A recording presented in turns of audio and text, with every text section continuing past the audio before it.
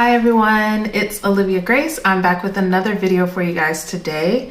And today we're talking about the subconscious mind. This was a viewer pick and I'm going to expand on this topic. First of all, I'm going to talk about how your subconscious beliefs are formed in the first place and what you can do to make them work for you. I am a manifestation coach. I help people get rid of their limiting beliefs and create the life of their dreams or whatever else they want. So let's talk about how it's formed in the first place. How are subconscious beliefs formed anyway? And most of the time, most of your subconscious beliefs come from your childhood. Between the ages, I believe 0 and 7, your subconscious mind is extremely susceptible and it absorbs everything that's going on around you. Your brain is very like a sponge. I'm sure everybody knows that, like around that age, you just soak everything up. And the thing about the subconscious mind is that the subconscious mind it's not logical. So it's not looking at something and saying, like, let's say, for example, your parents got divorced and you just didn't see your dad after a certain point. In a child's mind, a child can process that and say, wow, dad was here one day, he wasn't here the next day. There must be something wrong with me. I must have done something to cause this. And even though as you grow older, you can clearly know, well, that doesn't have anything to do with me. That has to do with their relationship as adults. But as a child, you processed it with a child brain.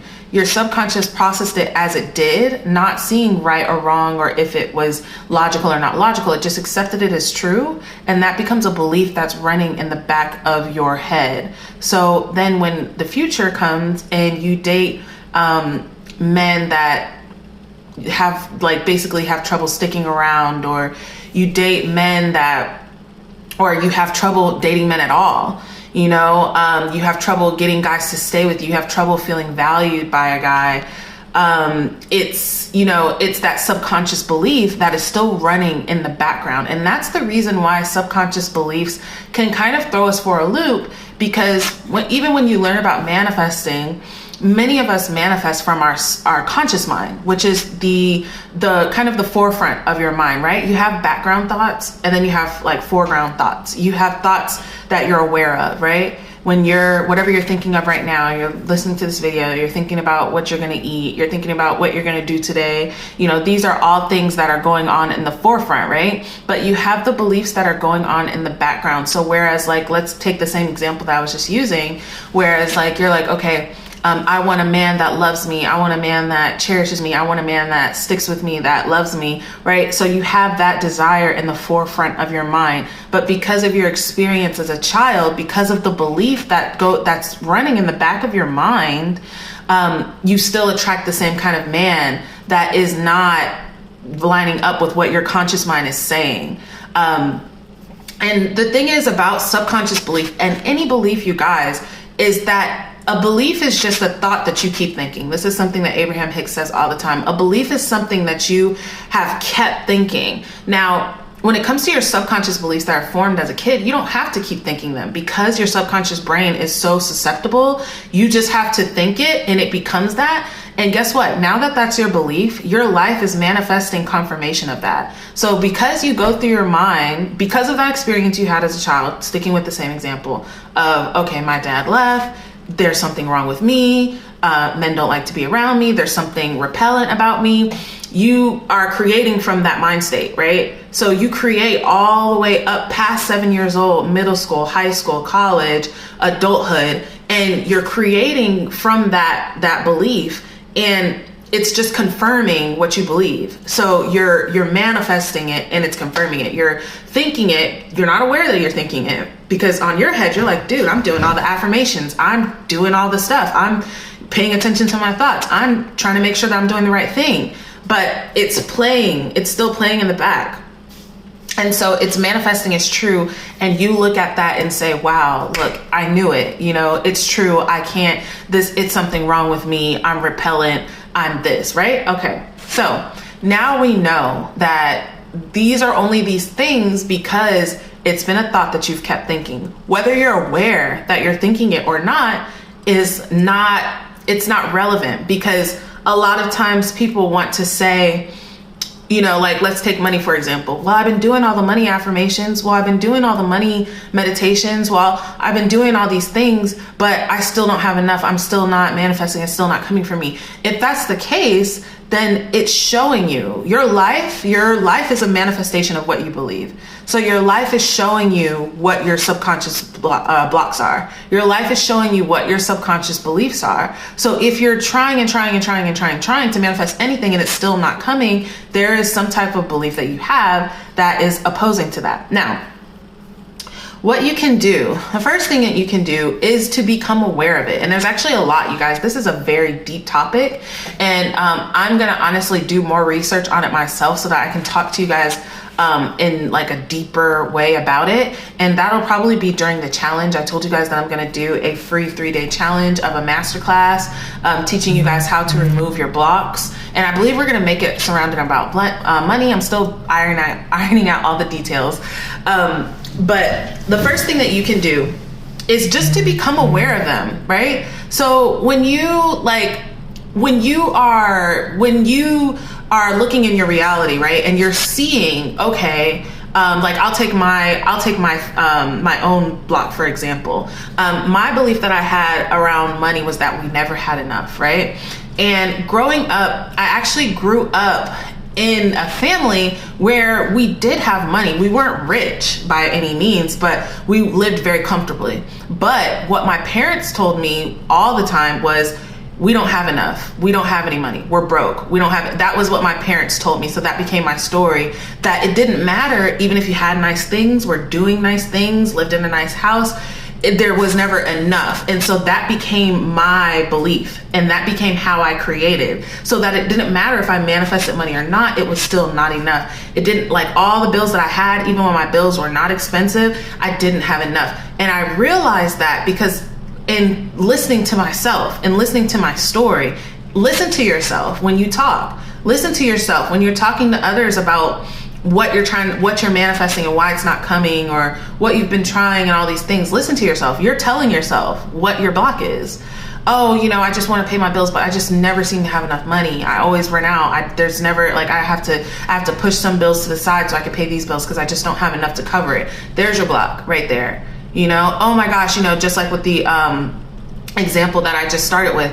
Oh, like, you know, I seem like I can like attract a guy, but he never sticks around. I seem like it's just hard for me to attract the kind of guy that I like. It seems like the guys that I like don't like me. There's your block right there. You can see, what's your story? What are you telling yourself? Because you believe, okay, I'm telling myself this, or I'm telling whoever this because this is my experience. But this is your experience because this is what you tell yourself. This is what you believe. And it shows you. Look in your reality. You know, start talking to somebody about what it is.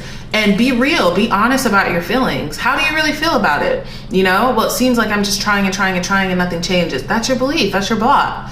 And so what you can do is become aware of them, and then create the opposite of that, right? So instead of saying, oh, you know, I have so much trouble, you know, attracting guys. I have so much trouble having a guy stick around. Start to say, I'm a man magnet. You know, men just love being around me. Men just love doting on me. Men love doing nice things for me. Men love taking me out. Men love spoiling me. I'm just the apple of his eye. Like any guy that comes to me is exactly my type, and I have trouble choosing which one I actually want to date. Like, doesn't that story sound much better? Like, wouldn't you like to be living that? And you may listen to that and be like, wow, that's impossible. You know, I don't see that happening for me. And therein lies your block. You know, you have to be able to tell yourself a different story. And guess what? It sounds like a lie, you know, but is it a lie or is it creation? You know, you can tell the truth. Yeah, sure. Tell the truth. But is it the truth or is it creation? And that's the thing, you guys. Everything is creation. There's no lie or truth. Everything is creation. What are you creating? You're creating in every moment. So whatever you're saying, it needs to be something that sounds like your greatest fantasy. And again, you guys, this is something I keep telling you guys because it's crucial. The crucial part is the in-between. You are not just going to go 20 to 30 years thinking this thought, thinking I don't have enough money, I'm repellent to men, there's something wrong with me, everything I touch goes wrong. You're not going to go from that to, oh, I'm a magnet for men, I'm a magnet for money, everything works out for me. That doesn't happen overnight, right? there's a lag time, but the quicker that it happens is the quicker that you can ignore the lag time, the quicker that you can ignore your current reality, which is old. This is another thing that Abraham Hicks talks about all the time, and I didn't understand what she was saying, but it's old because it's a product of what you've been creating. What you're seeing now is what you created in the past couple weeks.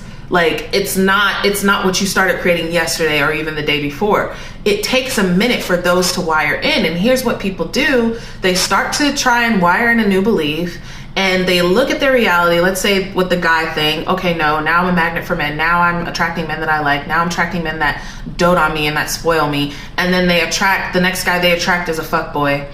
And they're like, oh, this doesn't work. You see, I knew it. It's just all the men in the world just can't. And they immediately go back to that programming that's in there, because it's easier to go back to that. That's what your mind is used to thinking, right? Your mind's not used to thinking other things. So you got to give yourself some time. Be patient, y'all. That is like one of the biggest things that helps you manifest, is to be patient with yourself, be compassionate with yourself, be understanding to yourself. I understand. Okay, I've been thinking this way for 30 years now. I can't just expect to, just change it overnight. I'm going to persist though.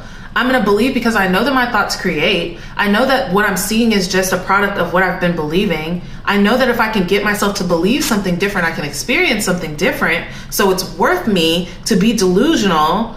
Okay, this is something I tell my clients. The more delusional you can be, the better manifester you can be. Seriously, because you have to be able to delude yourself while you're looking at what you've been created, and delude yourself long enough for that creation to become what you are creating now. Okay, so become aware of those thoughts. Become aware. Again, listen to yourself talk. What's the story I'm telling? Okay, flip that story around and start telling yourself a new story over and over and over and over. Do not get discouraged. And even if you get discouraged, it's okay, but try not to be discouraged. Try to be patient with yourself. Try to be understanding. All right. And the next thing that you can do, something I really love to do, you guys, because it's so easy, is subliminals. Okay. There are tracks, hundreds and hundreds and hundreds of free tracks on YouTube that impress your mind with subliminal messages. And what it is they have basically like lists of affirmations. They play them like the affirmations are so low that you can't hear them, and they're sped up. But whatever it does, I don't know the science of that, but all I know is that it goes directly to your subconscious brain and helps you change your belief kind of in a quicker way. It helps wire in that new belief. Now, if you are listening to subliminals but you're still affirming your old story, then you're still creating your old story, right? You can't listen to wealth subliminals and money subliminals and then, turn that off and go talk to your cousin or your friend about how broke you are and how money never comes to you and how much you're struggling. That you right there, you're creating a bigger gap for yourself. You're creating a bigger vibrational variance. So what you want to do is just listen to them. And then, like I said, keep impressing yourself with your new story. And sleep subliminals are awesome, y'all. Like, I listen to sleep subliminals every night. Me and my boyfriend, I play them for us, but I play us wealth subliminals. I play us life success subliminals. Both of us woke up this morning with just sales. And I was like, oh yeah, I was playing an ultimate life success subliminal for us last night. So, and there's so many, you guys. If I could recommend a channel, because I know some people are like, oh, I don't trust subliminals. They could be impressing my mind with like crazy things and all this type of stuff. And honestly, you guys, if you have that kind of mind, like if you have that kind of like mistrusting mind where you're like afraid that somebody's trying to sabotage you all the time, I wouldn't suggest it for you. I'm actually going to make a video though about that, because if you're mistrusting about the world, if you look at the world as like this big, scary, hairy thing that's trying to get you, then guess what your experience is going to be? It's going to be that way. But because again, you're creating. Is that true? A lot of people say, well, that's true. It's true. The people, they're all after us. Is it true or is it creation? It's a creation. You don't have to think that. But I will tell you some channels that I personally, honestly, I don't believe that anybody can mess up what I have going on. I don't believe that people can infringe on my free will. I know that this is my world to create, and that nobody can create for me. Nobody can come in and be like, oh no, I'm gonna mess up and tweak her brain. Like,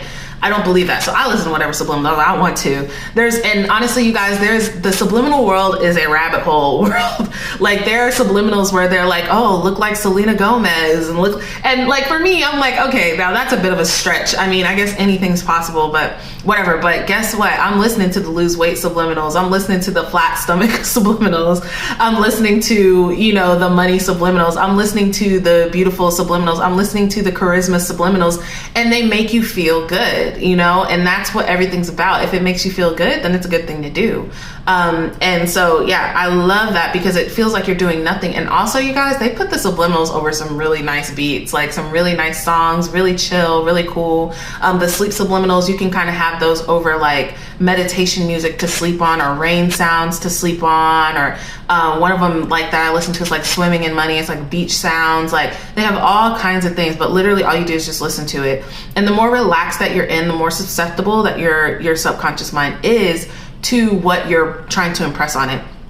And of course, you guys, again, the SATS technique, where you choose a scene and like envision it as you're falling to sleep. That is another really great way to impress your subconscious mind. That's for like a very quick way to impress your subconscious mind and kind of like quantum jump your reality. But I do have a separate video on that technique, the SATS technique, sleep, the state akin to sleep. And that video, it's down there. You can scroll and look for it. But yeah, guys, that's really what I have for you. This video is really long, actually, and I actually have a call in a second, so I'm gonna hop off. But I wanted to bring this to you guys. I so appreciate you guys for watching. I appreciate you guys for giving me topics to talk about. I love when you guys give me topics because it helps me to help you guys directly with what you are wanting to know about. But yeah, you guys, so sleep subliminals, regular subliminals, and becoming aware and writing the opposite. Those are my tips for you guys. You guys have an amazing rest of your Tuesday, and I'll talk to you in the next video.